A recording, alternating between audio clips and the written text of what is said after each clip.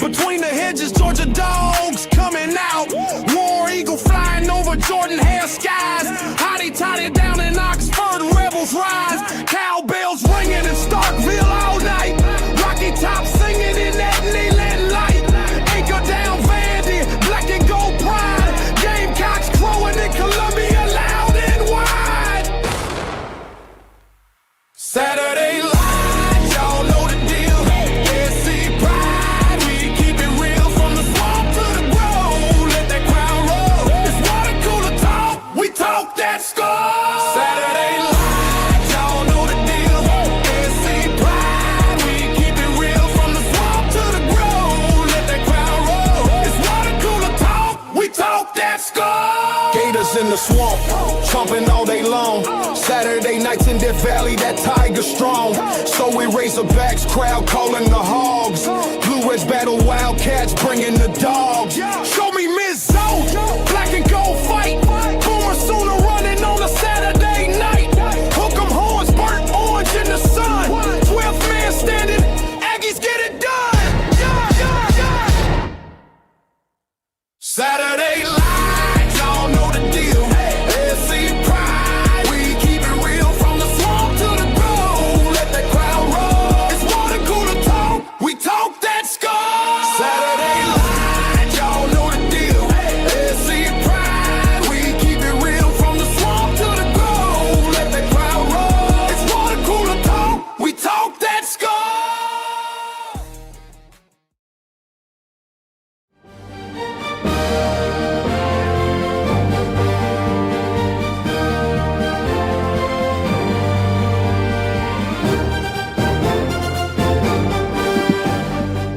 Welcome to this presentation of Water Cooler Talk Sports.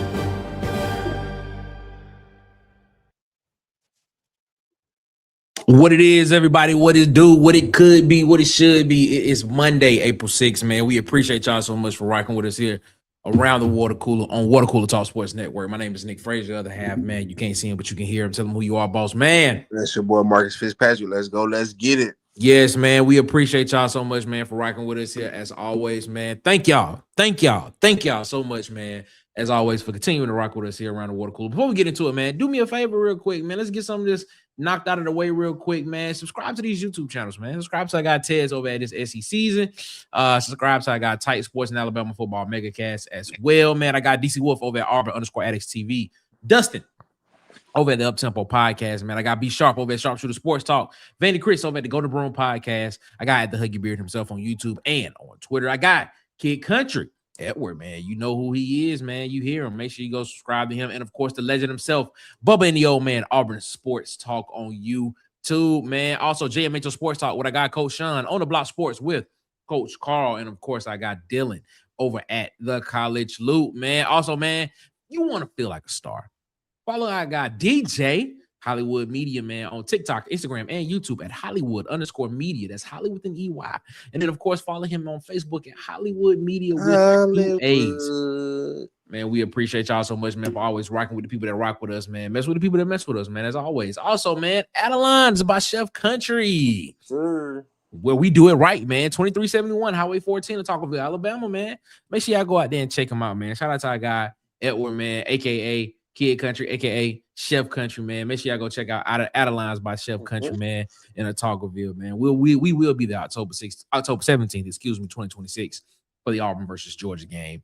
We will be going live from Adelines then. More details on that to come soon, man. So we appreciate y'all so much of that. Also, man, make sure you follow us on our social medias. Follow us on Twitter at CoolersPod23. Follow us on Instagram and TikTok at the Water Cooler Talk, man, and on Facebook at the Water Cooler Talk Podcast. And also visit www.watercoolertalksports.com. Again, it's www.watercoolertalksports.com for all of your college football, SEC football, Auburn football, and of course, high school football recruiting news in written form, man. www.watercoolertalksports.com, man. We appreciate y'all so much for always rocking with us, as always, around the water cooler. Marcus, man, how you feeling tonight, my guy? How you feeling?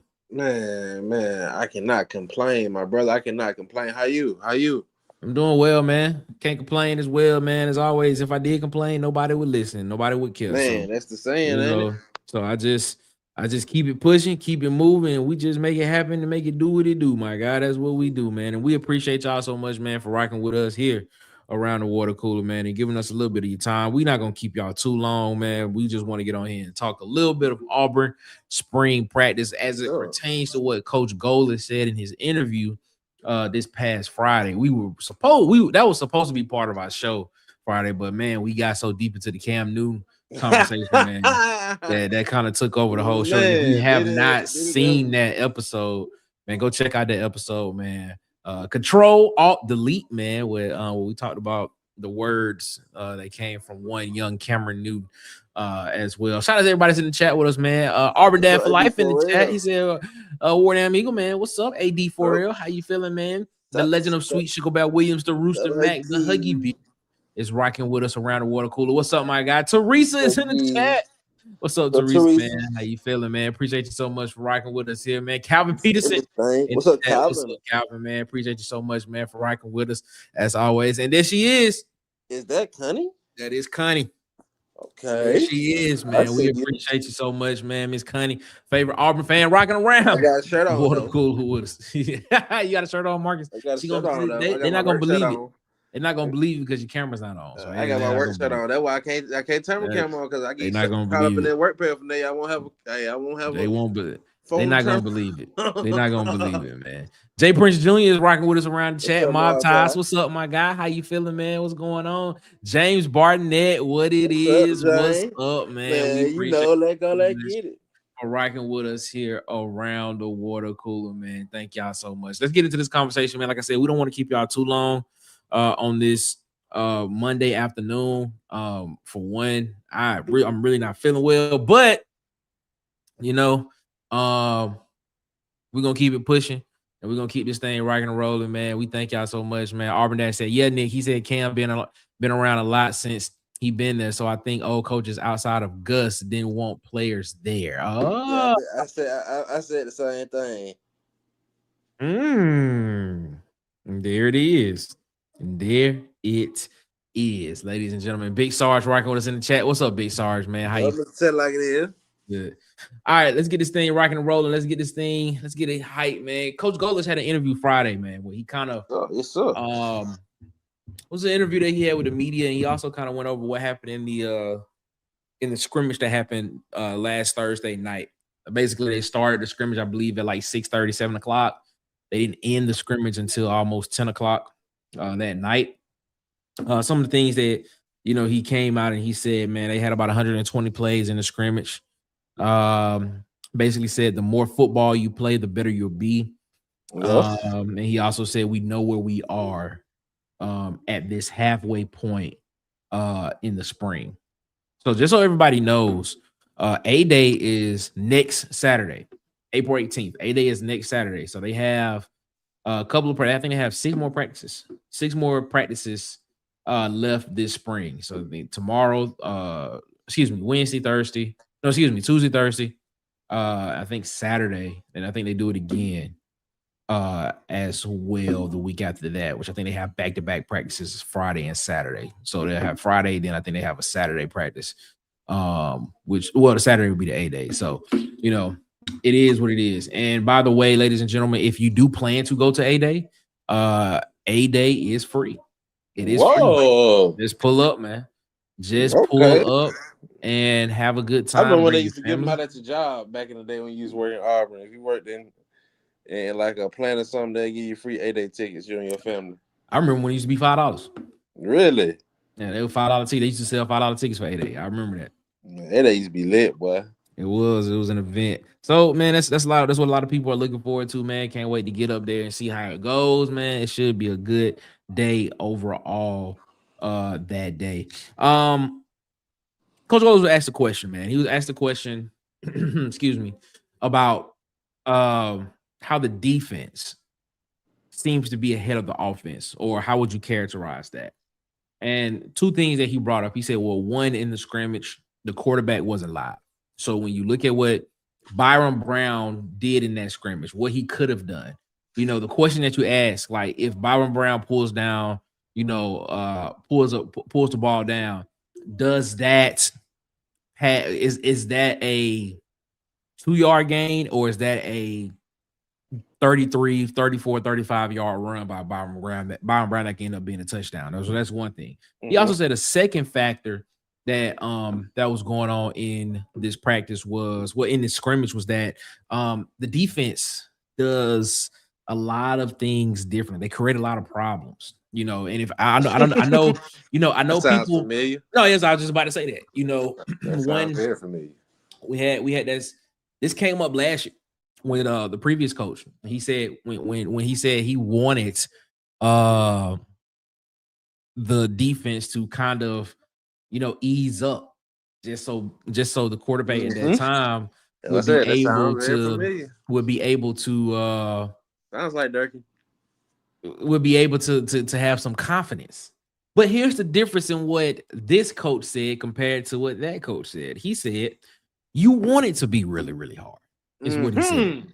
That's what this coach said. That's what this coach said. This coach said it's not word for word what the previous coach of Auburn football said, but it's the same gist of what he said. Yes, I understand.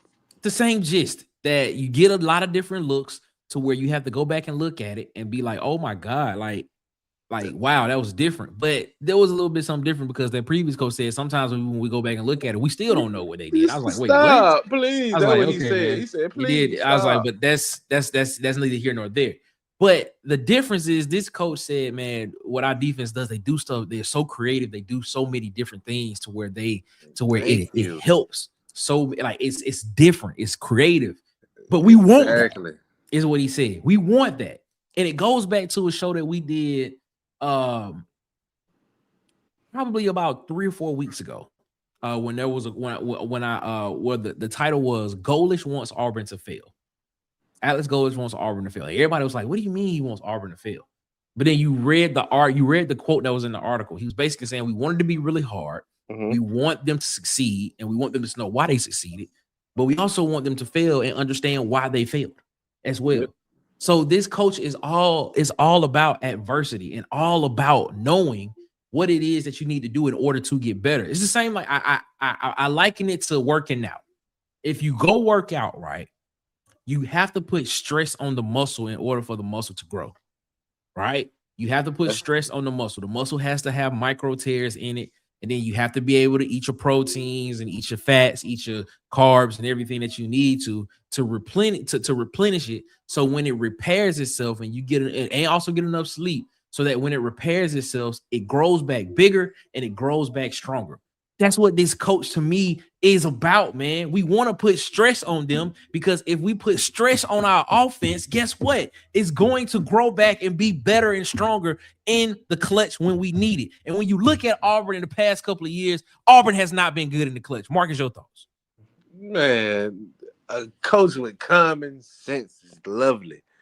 He understands. Right now is the point. Right now in the spring, where you want to fail in the spring. You don't want to wait till the fall to throw them out there and be like, "Oh my God, this is what we." No, you want to see all them exotic looks. You want to see all them blitzes. You want to be able to go to the chalkboard right now to figure out how you gonna pick up them blitzes and those stunts. So when the other defensive coordinator, who probably won't be as creative as our defensive coordinator, throws them at you, your offensive line, I'm like, all right, this is something we already know what we seeing. We already see that our offensive line looks very undersized, in my opinion. So they have to be ready technique-wise and game plan-wise to pick up the schemes that these defensive coordinators will throw at them. And if you're learning right now in the spring, in the first scrimmage of the spring, because this defense is already seasoned, as we seen, as you heard the reports that came up out the scrimmage, that the defense already looks like is in mid condition form. But all I'm saying is it feels refreshing to hear a coach saying, we're gonna figure it out versus please stop doing this. Mm, mm, mm, mm. Man, you would never lie. It feels refreshing to hear that and to see that. And a coach that doesn't seem scared of the moment, bro. Exactly. I like to give analogies sometimes. You have guys out here that be like, oh yeah, you're the best boxer in the world because you didn't lose. Well, guess what? I'm not saying that. I'm not saying you were. I think I've seen some of the best boxers in the world lost some matches. But why a lot of people revere a lot of those boxers as the best boxers in the world? Because if they lost some match, they came back, worked hard, and learned from their mistakes, and came back and dominated the next time around that they played, or the next time around that they fought. You know what I'm saying? If you always have some type of success, per se, if you always have some type of success, in my opinion, you never I could be wrong on this, but I would say majority of people say if you always have some type of success and you never have some type of failure, you would never appreciate what you always have. Sometimes you can almost take it for granted when it just happens. And You gotta go over. You gotta get through adversity, man.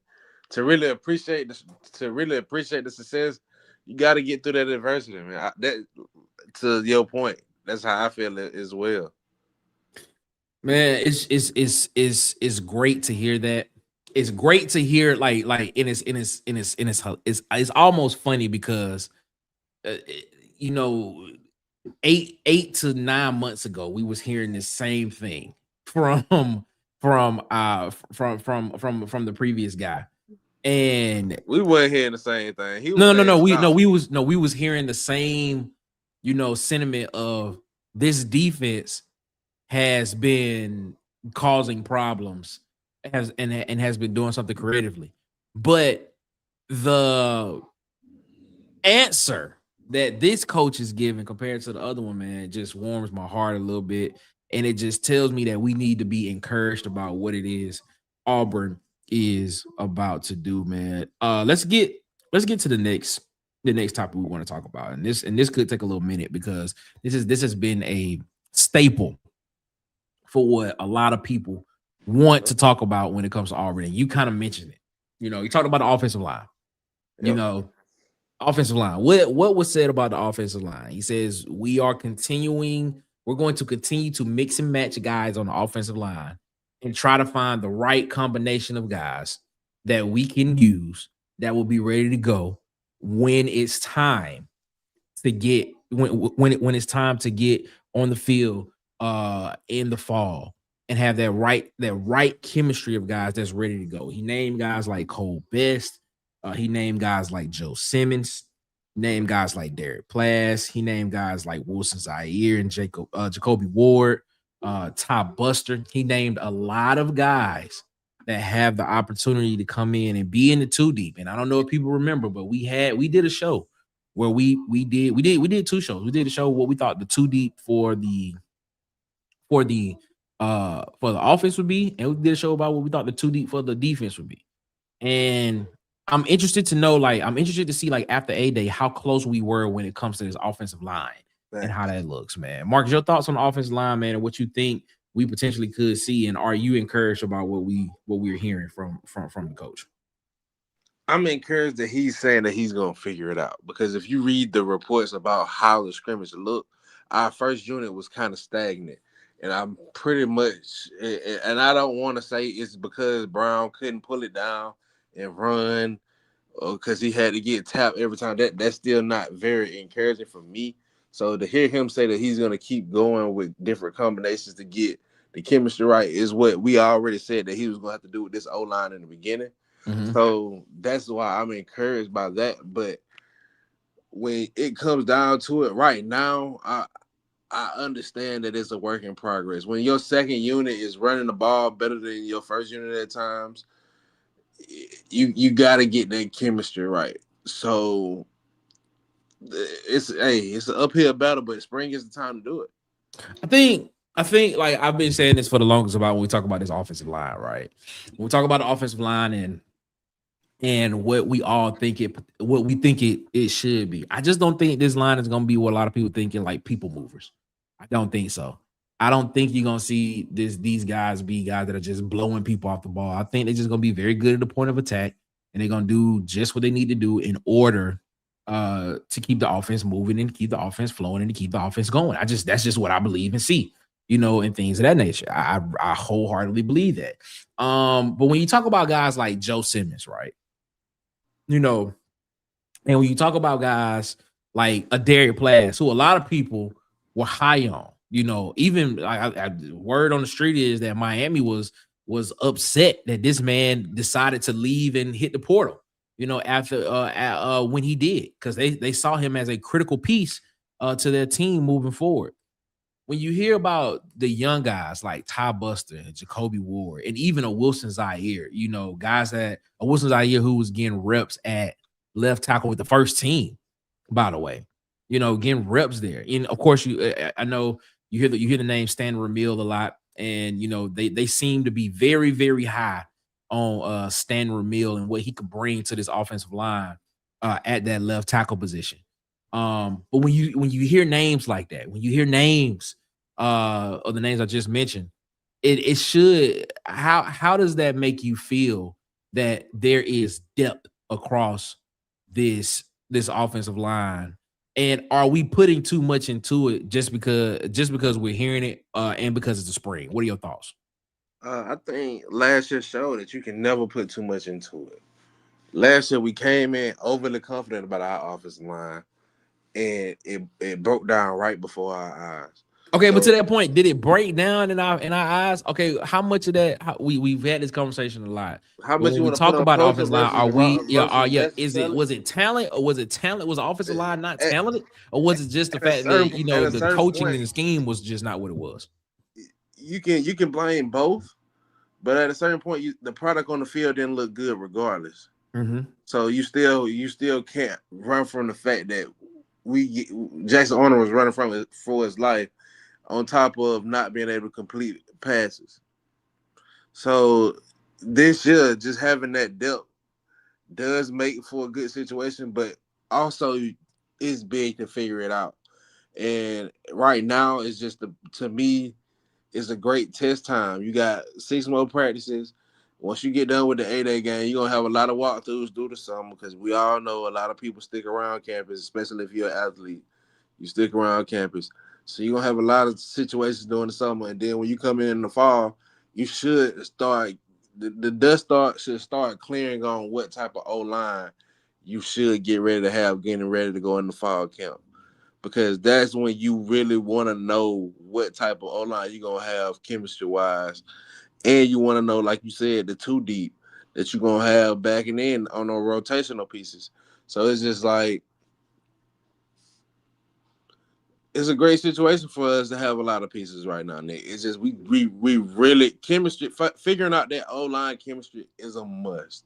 Mm-hmm. And I hope he figures it out, especially like he said, he want to try a lot of different combinations, and whatever one, like you said, if we don't have to be people movers, but if we end up giving a good group that can run block and spring Jeremiah Cobb and Washington, and now that I'm seeing maps and showing great signs in spring, man, it's gonna be a problem.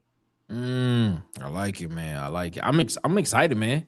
I think I'm excited about this offensive line. I think guys like Joe Simmons is gonna come in and be a pleasant surprise. If you've had the opportunity to watch some of Joe Simmons tape from JMU last year, I think, and I say this when he committed to Auburn.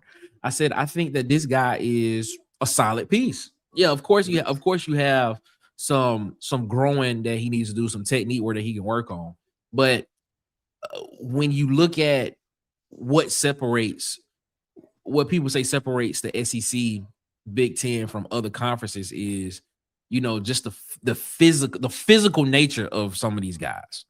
When you're talking about guys that are 6'6", 6'5", 300 plus pounds and things and stuff of that nature, man, I just sit back and I look at it and I say, how can we not sit here and say that this guy can't play in this league? And Big Sarge put up a question. He said, was last season's O-line problems a byproduct of the culture issues and the coaching deficiencies? It's not. He didn't say or. He said and. Because you got to put them together. You know what I'm saying? Because you cannot deny. That's what I said. Like, it's gonna be both for me because you cannot deny it was coaching last year. I get that, but see, but the question is, like, we don't know yet about this offensive line coach, how he does in this. We do have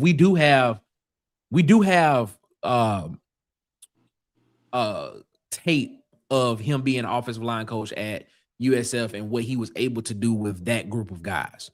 You know what I'm saying?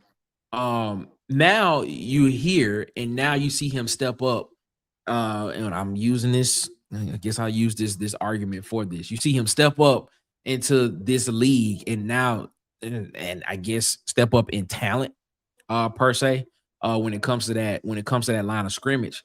And now I think this season we will understand, and I hope we understand soon exactly what type of coach this is. Like how does in-game adjustments work? When you do make I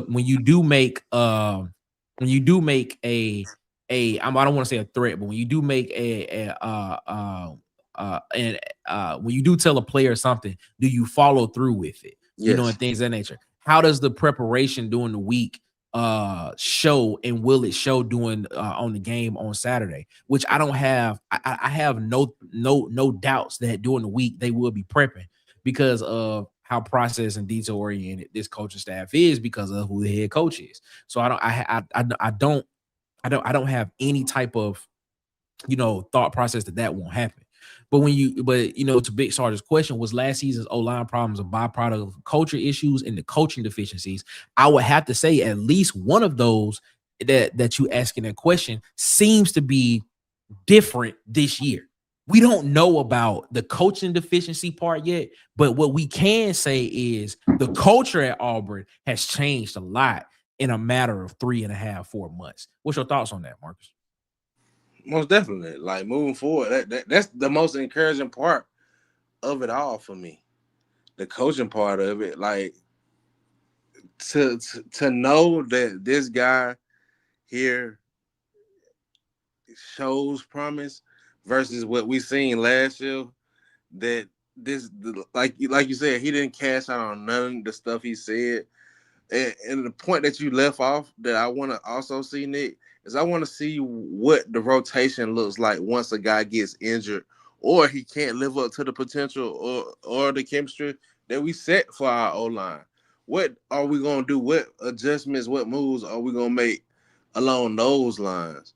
That is what I feel like might be a hiccup for us this year. But like right now, like you said, why do you think that's going to be a hiccup? Like in what way? In what tells you that that's going to be a hiccup? Right. From currently right now in the spring, we don't have enough. The reason why I feel like it might be a hiccup because we have a lot of new pieces, and it's going to be a lot of different type of, because we don't have chemistry right now with our O-line. So if we end up losing somebody with the O-line that has to build chemistry with the first 5, I wonder what piece he's going to throw in it has to work seamlessly. That's why I feel like it's going to be a hiccup at first until that person builds chemistry with that first group, because chemistry is going to be big. That's why he said it in the interview. I need to see what group is going to have chemistry. Because so let me ask you this question. Let me ask you this: if this is hypothetical because we already know what happened, but let's just go back in time and let's say Auburn did have a successful season in 2025, right? Mm-hmm. And Hugh Freeze is still the head coach. You still have the same O-line coach that was here. And we're going into this offseason and we're talking about Auburn going into this offseason, right? I really sorry. What would be your sentiments about the offensive line if that stayed the same going into this upcoming season with the guys that were in the room then in the past last year? That would have been coming out. That would have been coming back. Who would be coaching them? No, it's the same. It's the same coach. It's the same. Like Same coach? if Auburn had a successful season last year, offensive line looked good. You had the same offensive line coach that was on the team last year. I mean, that was coaching the offensive line last year. You go into the offseason, nothing changed. Same coaching staff and everything like that. All the guys that were in the room last year, DeAndre Carters, the Tyler Johnsons, all of those guys that were in that room are now projected to come in and be part of this offensive line. What would be your sentiments going into this upcoming season if that had happened now? Another year in the system. Shoot, you said they look good. So if they look good, that means we have another. There would be another year in the system, another great camp. It would be very encouraging if they look good because that means our O-line the year before performed good and their backup stayed to the point that we got the chemistry again to come in and run the system. But I disagree. I disagree. I at least would still be having the same questions because. But why? Because we already seen what our backup center would be. Then you would, like you said, well, I can see your point. I can see your point. That's the reason why I asked the question is because if you feel that way about the offensive line room now, you should at least I would feel the exact same way about if all of that was the same moving into this offseason the same way. I would still feel the exact same way because of the fact because of everything that you just mentioned. You said chemistry issues. Yeah. You said to build chemistry issues and things and stuff like that.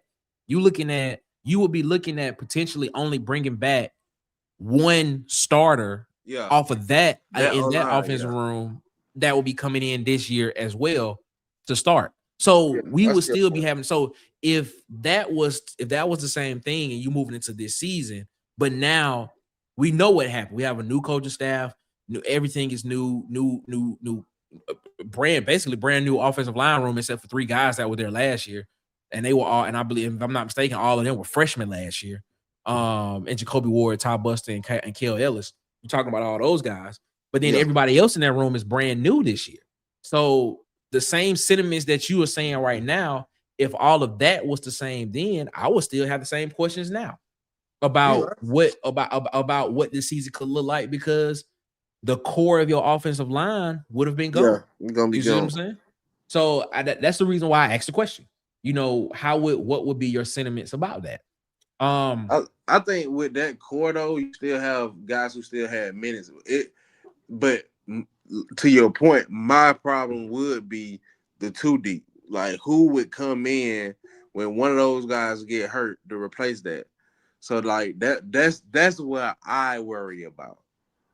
That's why I said I fear that hiccup being a problem. Are you talking about the 2 deep now in the current room? So like who would you put in right now if a guy get hurt? Like, all right. So say if we because he don't know his rotation. I'm feeling right now because he said he want to try. We know that Cole Best is at center. Okay, we know that he's a lock. We know Joe Simmons was at right guard. We know that Wilson Zaire was doing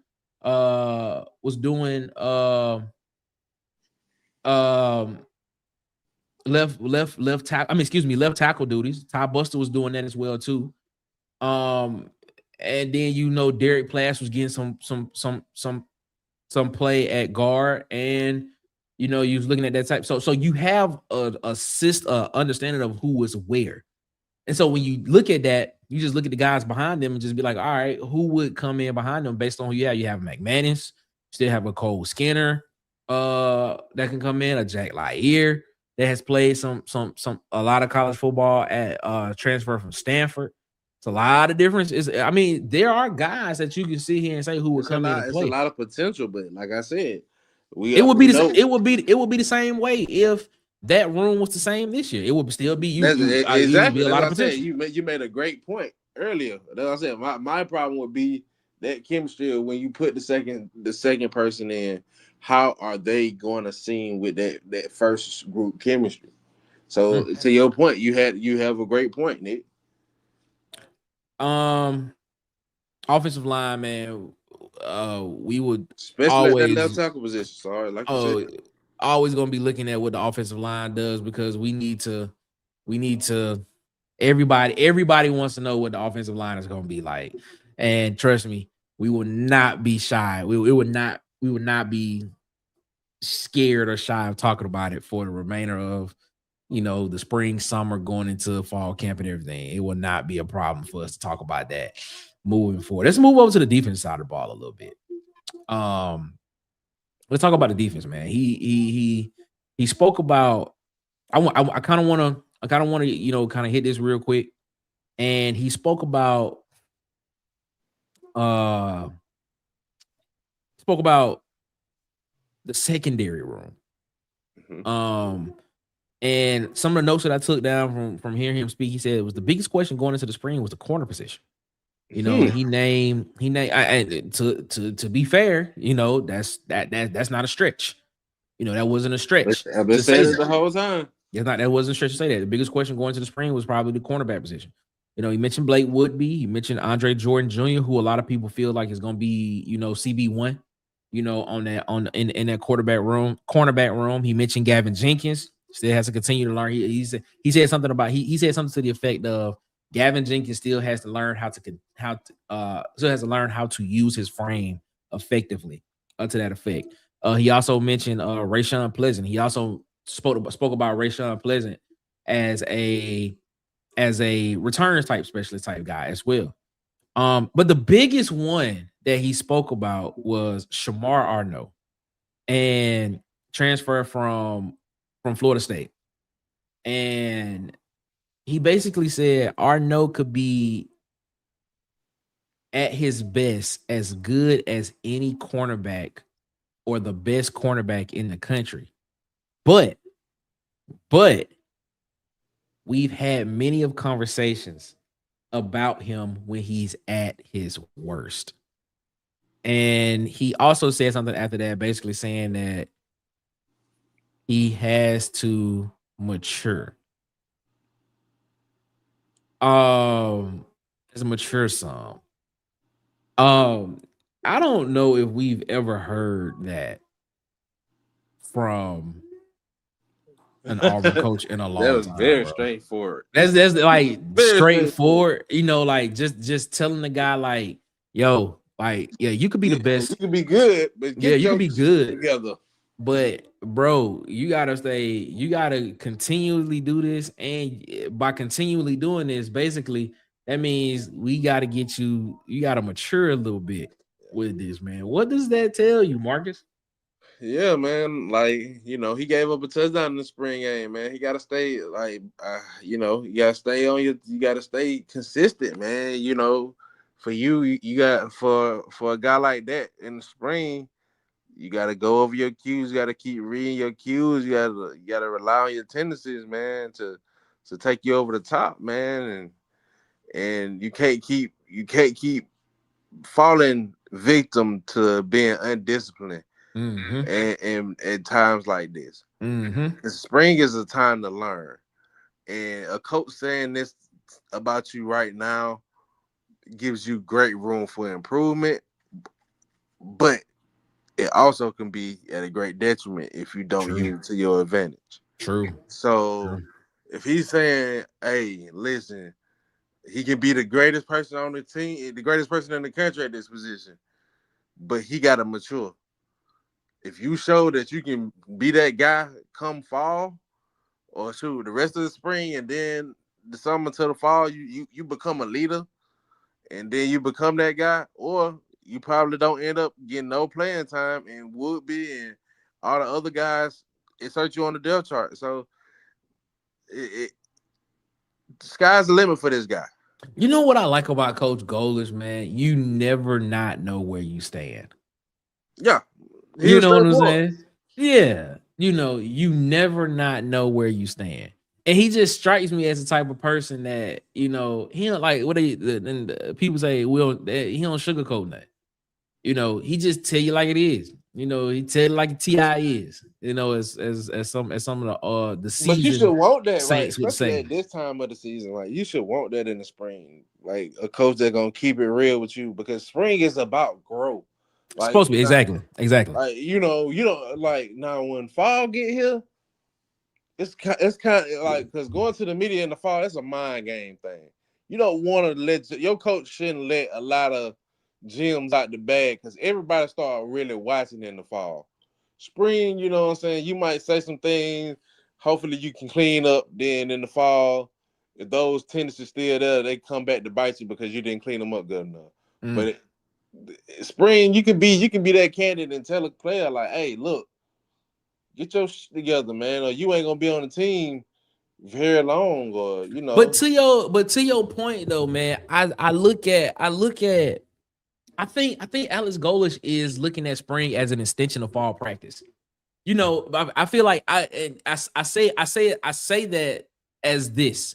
You know, like as some coaches look like you stated, some coaches look at spring as the way of like, all right, how do we be able to figure out who we are going to rock with, you know, moving into the fall, like what it potentially look like. I think Goalish is looking at the spring as like this is an extension of what we gonna be doing in the fall, which is why I need people that can understand the basics fully now to know like who can I rock with.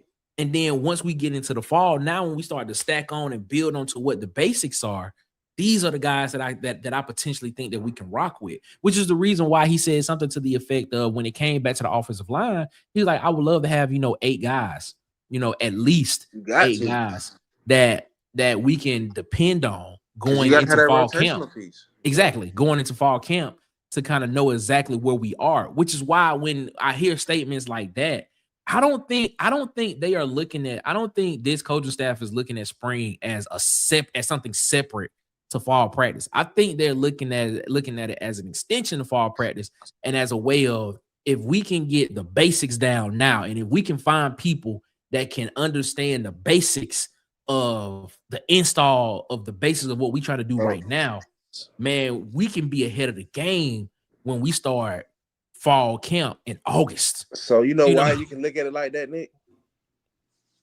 Because you can look at it like that, Nick, because you have a lot of players on both sides of the ball returning that you dealt with before. Defensive wise, speaking on, you have Durkin's linebacker core returning that he dealt with before.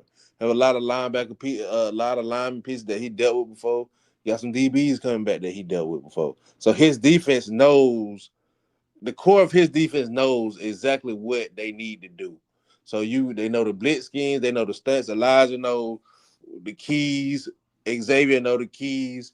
You know what I'm saying? They know how and sometimes defense is universal, as we know. So it ain't really that hard. Then you get on the offensive side of the ball. Golders brought a lot of his players with him. So they already know the system. So, like you said, the install. So at that, if you know the basics, now we can do installs. So now I got the leg up. Because that's the advantage of having Golders and him bringing his players with him, and his players having a lot of production at the level that they were on, bringing those players aboard. That's the whole purpose of having that leg up, Nick. So you can use this time as an extension of the fall because you're already behind the needle. If you bring in a new coach, a new player, a whole new roster that don't know the scheme, that don't know nothing, then you got to go over the basics. Then you got to go over installs. Then you got to go over stunts. It's just you working backwards. Now you can use this time like, hey, man, you already know what we got to do. Let's put this play in that we were talking about before we left USF. They put this play right here in. They put this play right here in. You got all your coordinators here. So it's It's a match made in heaven. For Golesh, this is a great situation, man. It's how he capitalizes on it. I like that. You mentioned something about Durkin's defense and the linebackers, man. And I want to talk about Xavier Atkins because he did mention Xavier Atkins by name Best as linebacker in well. the country this year. He said Xavier Atkins's growth has come from being in the box. You know, basically being able using his hands to become better, and being able to get off blocks a lot quicker. You know, last year, you know, Atkins was, you know, a guy that kind of, you know, he was the blitzing linebacker that a lot of people saw. Like he got sacks off of just being able to blitz the linebacker, you know, extremely well. But now learning the position and being able to do those small things of being able to how to be violent with your hands and be able to have hand placement and be able to get off blocks and things, stuff like that, when playing a linebacker position, is going to be astronomically better for him this year. And it goes back to what his defensive coordinator / position coach said, and DJ Durkin. He said, man, Xavier Atkins just scratched the surface last year, you know, doing that. And when you hear, like, you hear the numbers, like just under 90 tackles, total tackles last year, multiple sacks. Like I think it was double-digit sacks last year, and he ended up being a first team All-American. And you saying this guy just scratched the surface? How much better can Xavier Atkins get in this system and at the linebacker position? Man, you heard what he said, man. That guy, to me, he bringing home the hardware this year. He deserved it last year, but Are you saying this man is he's gonna take home the Buckets Award? Yes, knock on wood, barring injury, he will be there. You saying wait. So you saying that Xavier Atkins will be a Buckets Awards finalist, or are you saying he will win the Buckets Award? I think he will win it. I think he deserved to win it last year, in my opinion. Nah, I can't go that far. I argue if you put up his tape against any the winner of it, I would argue that he was way more impactful. Nah, bro. I can't listen. I love Xavier Atkins. I love Xavier Atkins on this football team, but Jacob Rodriguez was a man amongst boys last year. From Texas Tech. That's all I'm saying, man. Jacob Rodriguez was amazing. And the fact that we got a chance to see that I got a chance, like the fact that I got a chance to see Jacob Rodriguez play the linebacker position in person, it solidified everything that I said about him. And I said this on the Uptempo podcast. I said this on the Uptempo podcast when shout out to Dustin over there. I said that then. I asked the question. I said, what other player besides Jacob Rodriguez last year in college football had more of an impact on their team?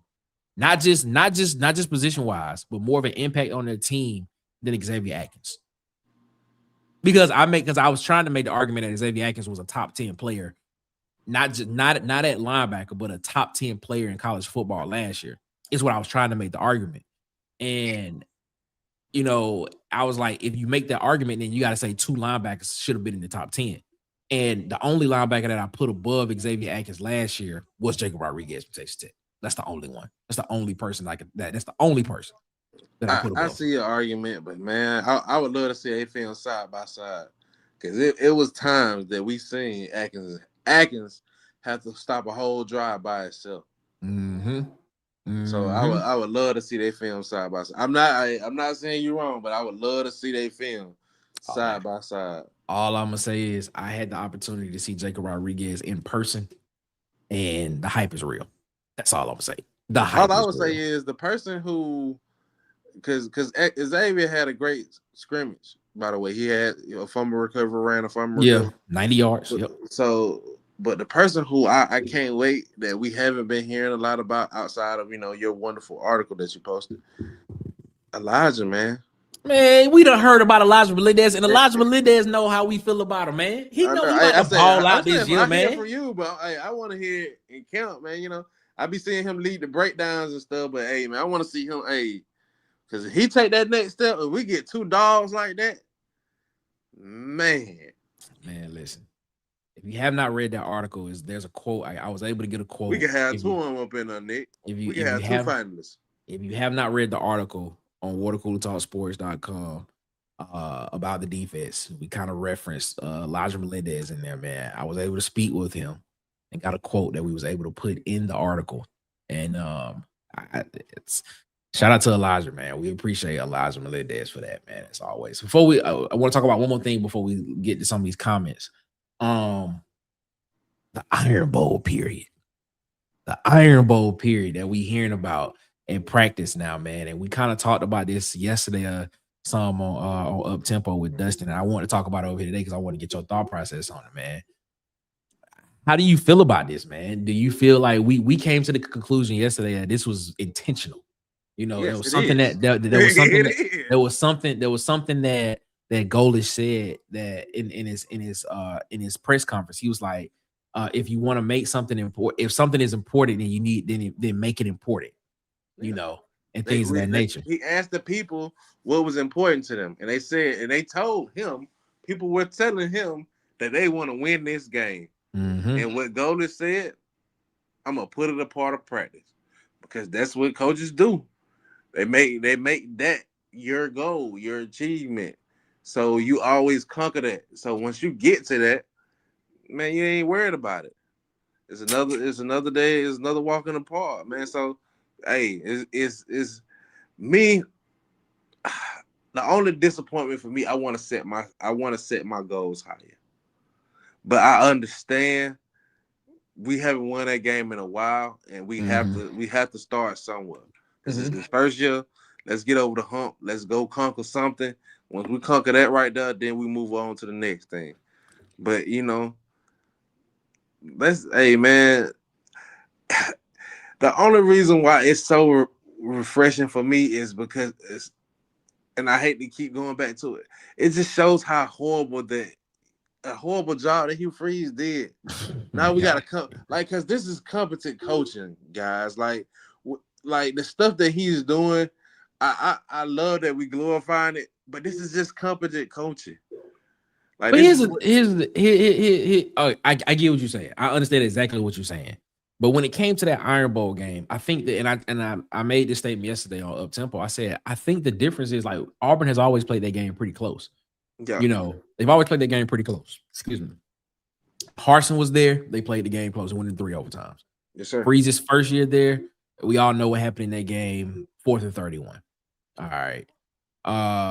And you look at those games and you see exactly how Auburn played. Even this past season, you know, Auburn only lost that game by 7 points. It was 27-20 game. So a relative, like a close game for all intents and purposes, you know, and you going in to score, but unfortunate events happen and you don't end up, you know, scoring or having an opportunity to tie that game up or, you know, have to go ahead 2-point conversion to win the game.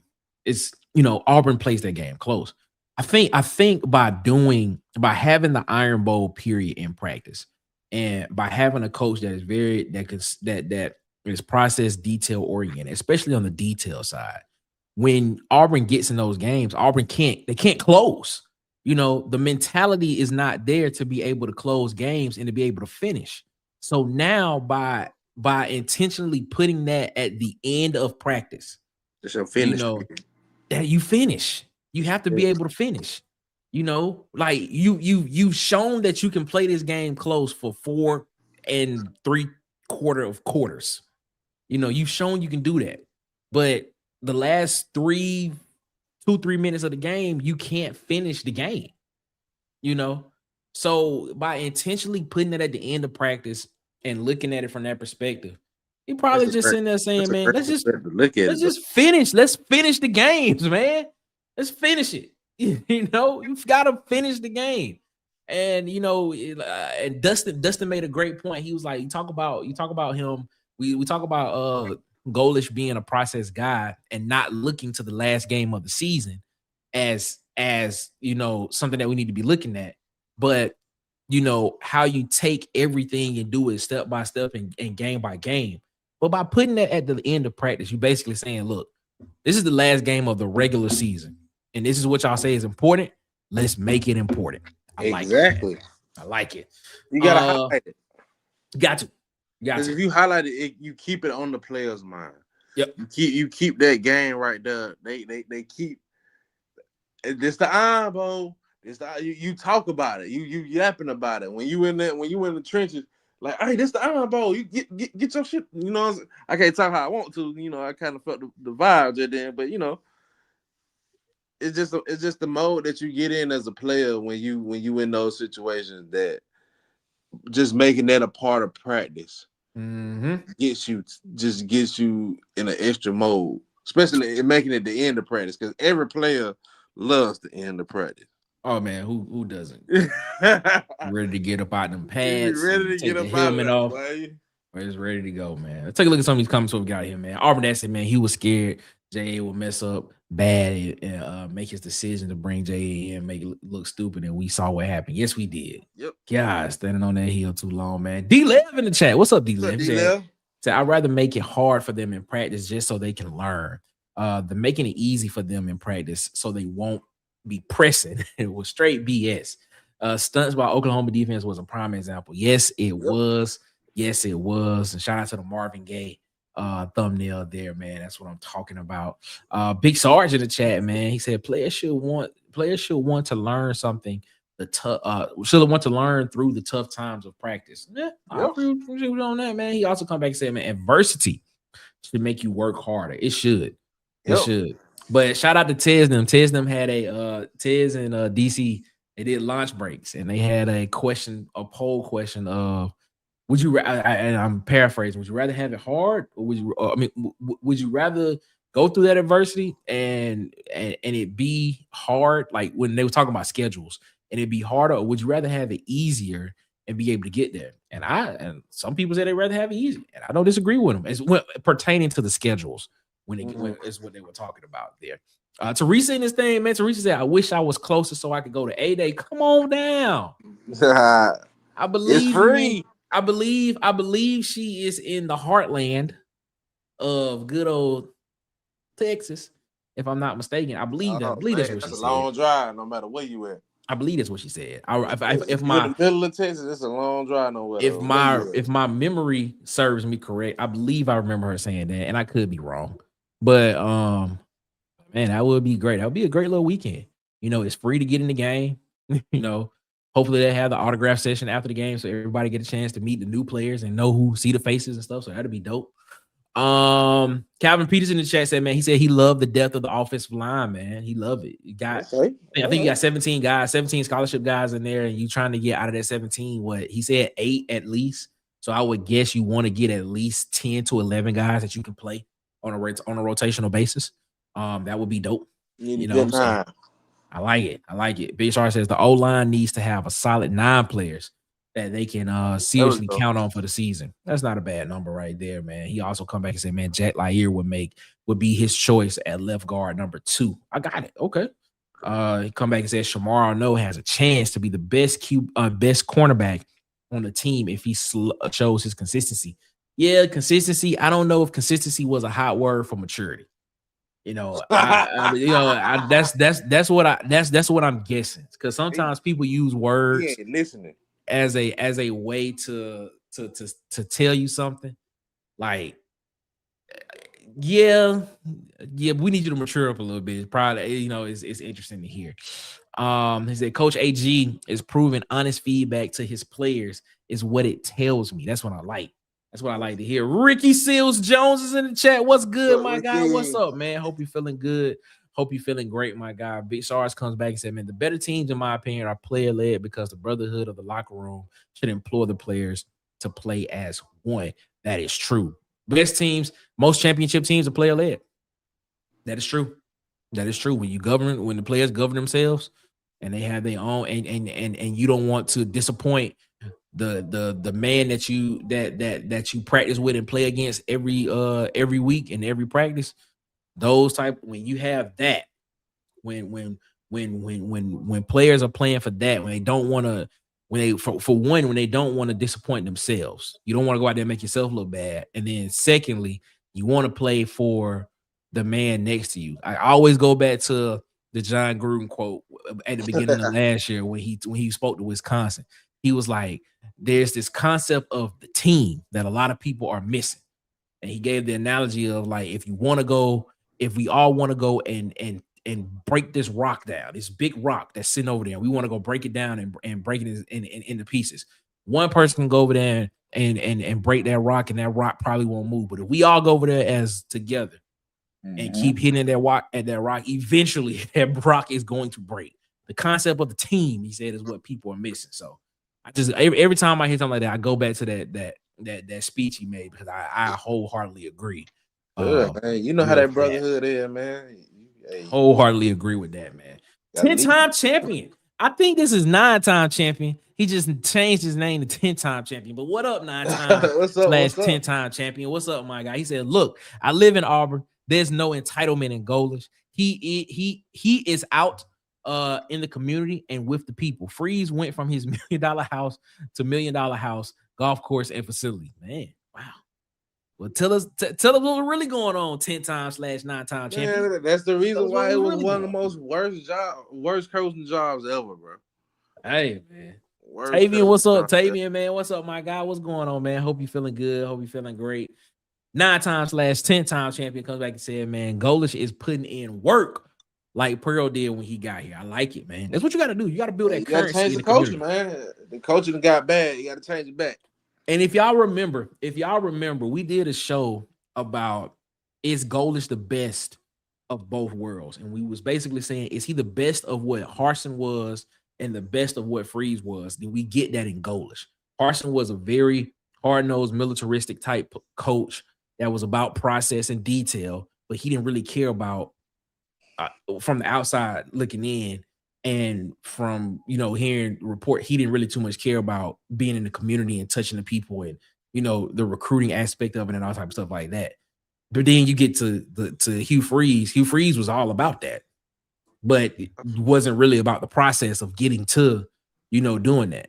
But now you have a coach in Golesh who is about the process and about the details, but also understands that I have to get out here and build connections in the community in order to gain that currency and the support from those people, and they can come support us. So that's why I remember, go back and check that show out. We did that show, the best of both worlds, between it was with Golesh, and then you had Harsin, and then you had Freeze on either side of them.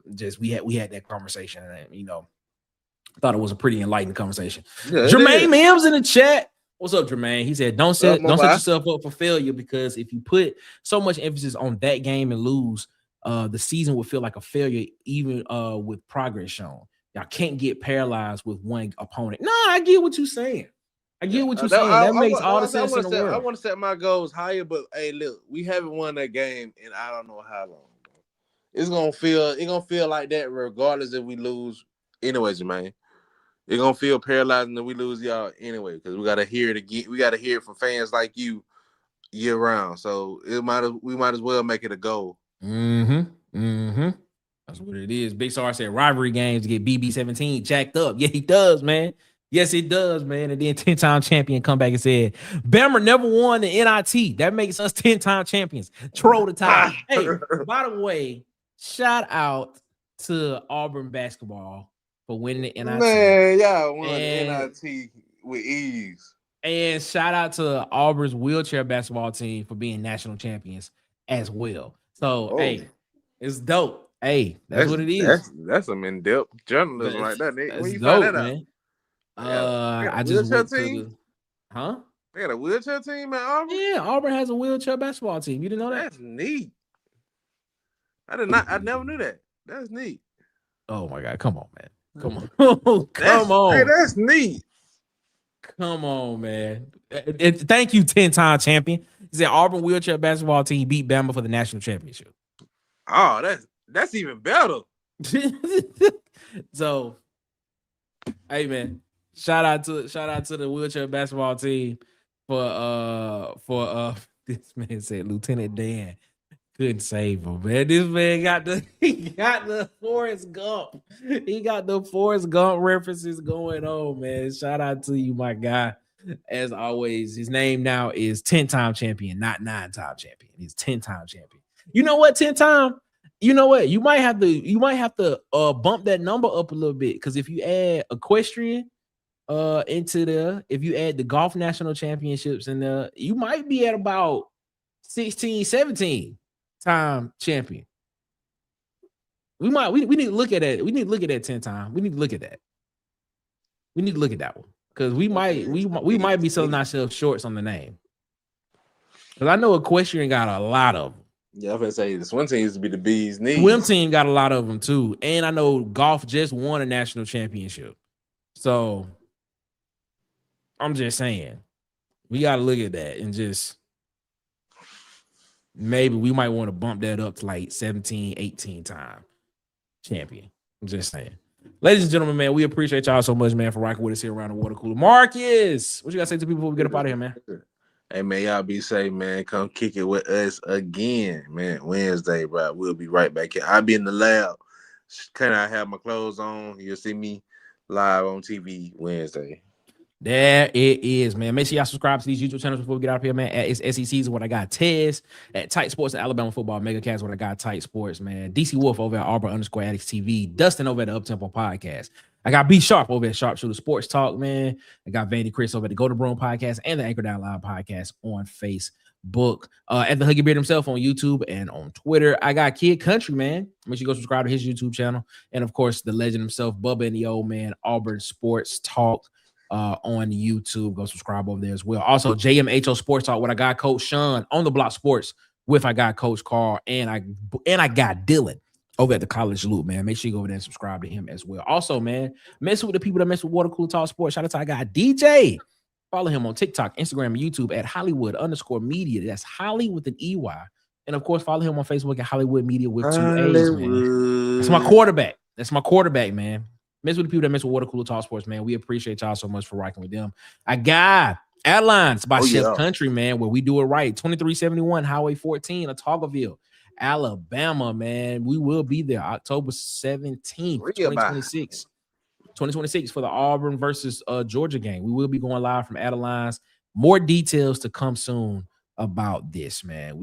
This is going to be a really good event, and we want y'all to be a part of it as well. Also, man, make sure you go and follow us on our social medias on Twitter at CoolerSpot23. Follow us on Instagram at the Water Cooler Talk and on TikTok at the Water Cooler Talk as well, man. Also on Facebook, follow on Facebook, follow the Water Cooler Talk Podcast Facebook page, and then of course visit www.watercoolertalksports.com. Again, that is www.watercoolertalksports.com, man, for all of your college football, SEC football, and of course Auburn football news in written form. And if you have not seen the website, there it is right there, ladies and gentlemen. There it is. Take a look at what the website looks like, man. You get a chance to see the article we put up about Elijah Melendez on there, man. You get to see the schedule of the show and then the latest episode of the show. As soon as we end this, it will be on the website. You can go take a look at it there, man. See, I got DJ. You get the latest news on there, man. I'm telling you, man, everything is good. You got the article about Israel Abrams, who committed to Miami, on there as well. Man, you get all the latest videos as well on there as well, man. The website is going to be expanding very, very soon. We get ready to expand before the season starts, and we want y'all to be a part of it because guess what? It is going to be fun, man. So check out the website over there on watercoolertalksports.com. I'm telling you, you do not want to miss out over there, man. Just visit the website once a day. If you do visit the website for us once a day, trust me, man, it helps us out and it helps us get more reach as well. With rocking with us here, man, as always, man. We appreciate that so much, man, for rocking with us here around the water cooler, man. We about to get up out of here, man. As always, we'll be back Wednesday, 8 p.m. Eastern, 7 p.m. Central. Back around the water cooler, man. Talking some more sports, talking some more SEC football, college football, and the way it is to go, man. All right. as always, before we get up out of here, man, you all have a good one. Better yet, y'all have a great one. Y'all be blessed, man. Make sure y'all give the man upstairs above his, because he deserves all the praise and all the glory that he does deserve, man. And as Huggy said right there, hit the like button on your way out. Do that for us, man. And as Martin said, when he walked out of his apartment for the last time on the Martin show, he wrote 2 words on the wall. He wrote those words: one love. Ladies and gentlemen, we are out this mug. We'll see you Wednesday back around the water cooler. As always, be easy. Be blessed.